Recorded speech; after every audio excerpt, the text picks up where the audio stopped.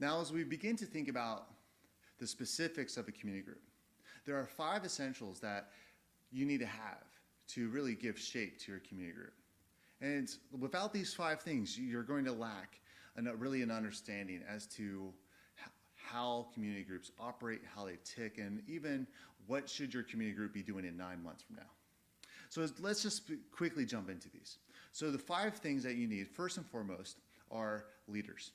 Now, this is something to think about in terms of team leadership, that the best community group does not have the weight of the entire group on one person's shoulders.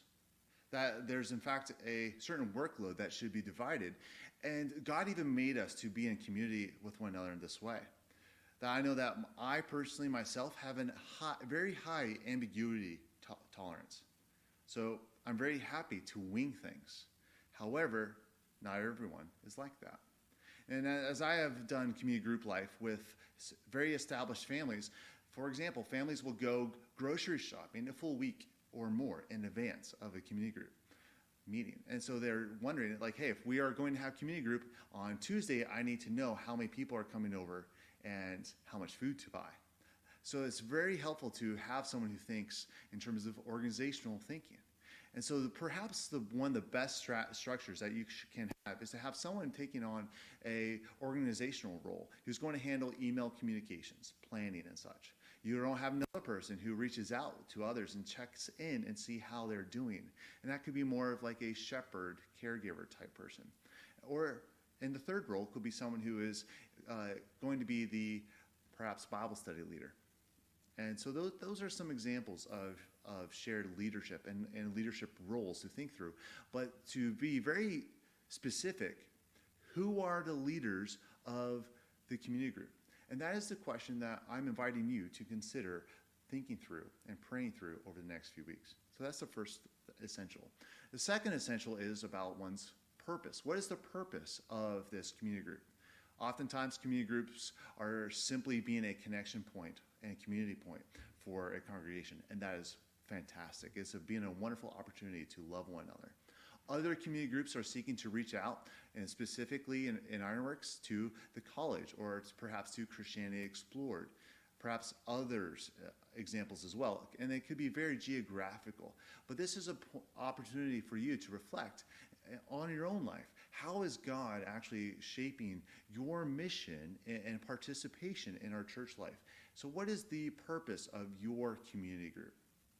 The third essential to think through are participants. Who is going to be joining you in this community group?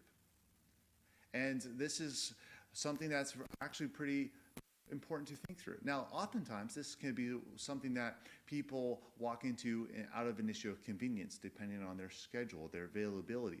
Perhaps it could be they live in your neighborhood, and so they want to be close and have some proximity to their community group.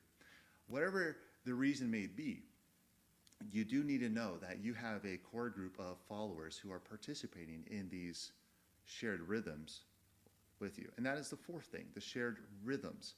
And we're going to spend the third video is going to be all addressing the shared rhythms. But how are you going about loving God and loving one another and loving your neighbor together?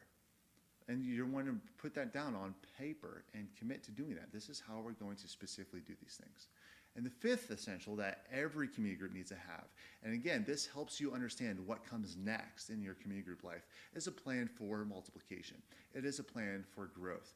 Who are the people in your group that you already are thinking of? They could be good leaders in a year, 2 years, but it raises the question of mentoring and discipleship and coaching and equipping. And that is my role, to come alongside you as a community group leader and to also help facilitate that plan, but also to help invest and empower the future leaders of your community group. Because that's something we do not want to happen. We don't want community groups just to be stagnant, just to be complacent, just to simply never change. We want our community groups to be effective places to help you grow and follow the way of Jesus for the good of Westchester.